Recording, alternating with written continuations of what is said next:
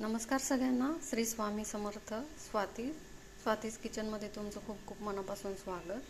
तुम्ही शेंगदाण्याची चटणी खाल्ली असेल, तिळाची, खोबऱ्याची, जवसाची चटणी खाल्ली असेल, पण आपण 2 ते 3 महिने टिकणारी बहुगुणी कढीपत्त्याची चटणी आज इथे करणार आहोत.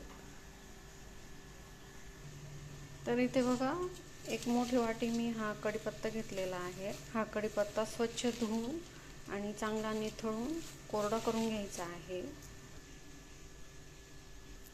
त्यानंतर इथे मी सुक्या लाल मिरच्या घेतलेल्या आहे, 7 ते 8 लसणाच्या पाकळ्या, 1 मोठा चमचा जिरं, 2 मोठे चमचे तीळ, 2 मोठे चमचे शेंगदाणे, 2 चमचे हे किसलेलं खोबरं घेतलेलं आहे आणि ह्या 2 वाट्या फुटाण्याच्या 2 चमचे फुटाण्याच्या डाळ्या घेतलेल्या आहेत. आता इथे मी एक कढई घेतलेली आहे.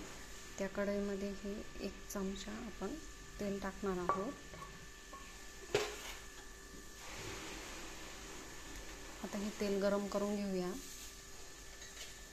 त्यानंतर याच्यामध्ये हे शेंगदाणे टाकूया. शेंगदाणे चांगले खरपूस होईपर्यंत मस्तपैकी भाजून घ्यायचे आहे, हे तळून घ्यायचे आहे.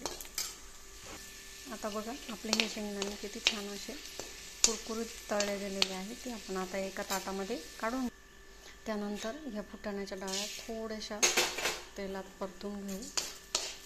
जास्त नाही परतायच्या, थोड्याच परतायच्या आहे.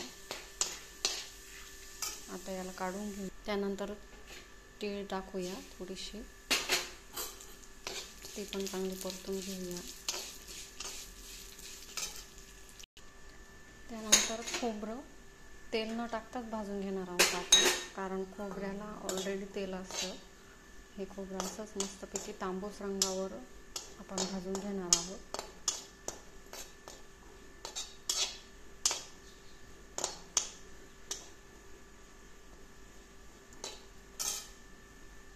आता इथे बघा, खोबरंही आपलं छान असं ब्राऊन कलरच्या ह्याच्यावर तळलं गेलेलं आहे.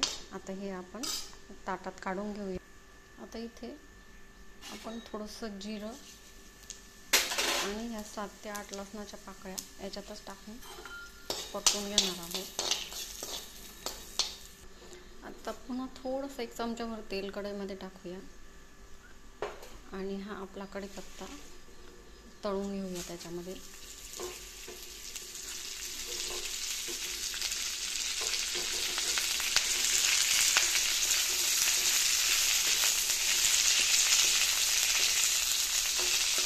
कढीपत्ता मंद गॅसवर तेलात परतवायचा आहे.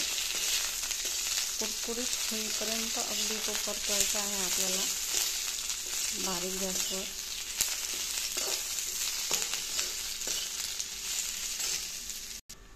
तर इथे बघा, हा कढीपत्ता आपला छान कुरकुरीत तळला गेलेला आहे. आवाज येतो असेल तुम्हाला, किती छान कुरकुरीत तळला आहे. कढीपत्ता कुरकुरीतच तळून घ्यायचा आहे. आता आपण हा पण एका ताटामध्ये काढून घेऊया. आता हे सगळं मिश्रण आपण थोडा वेळ थंड करून घेऊया. थंड झाल्यानंतर मिक्सरच्या भांड्यात काढून मग आपण हे दळून घेणार आहोत. आणि इथे मी ह्या सुक्या लाल मिरच्या घेतलेल्या आहे. तुम्हाला पाहिजे असेल तर तुम्ही बारीक आपली जी दळलेली मिरची असते ती पण टाकू शकता. तर बघा, इथे हे मिश्रण आपलं थंड झालेलं आहे. आता याला मिक्सरच्या भांड्यात काढून घेऊया आपण. आता हे मिक्सरच्या भांड्यात काढून घेतलेलं आहे आपण. यामध्ये चवीनुसार मीठ टाकूया.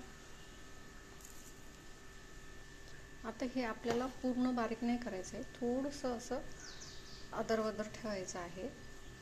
चला तर मग हे दळून घेऊया. चला तर मग आपली इथे मस्त अशी कढीपत्त्याची कुरकुरीत चटणी तयार झालेली आहे. हे बघा, जास्त बारीक नाही केलेलं मी, असं अदरवदर ठेवलेलं आहे. तर इथे बघा, आपली ही मस्त अशी कढीपत्त्याची कुरकुरीत चटणी तयार झालेली आहे. हे बघा, जास्त बारीक नाही केलेलं मी, असं अदरवदर ठेवलेलं आहे. आता ही थोड्या वेळ थंड होऊ द्या आणि मगच एका बरणीमध्ये किंवा एका डब्यामध्ये भरा.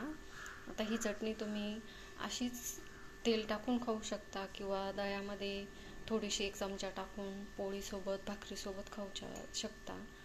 अगदी छान लागते ही कढीपत्ता चटणी, अतिशय बहुगुणी आहे. माझी ही रेसिपी आवडली असेल तर नक्की ट्राय करा आणि माझ्या चॅनलला नक्की सबस्क्राईब करा. थँक्यू.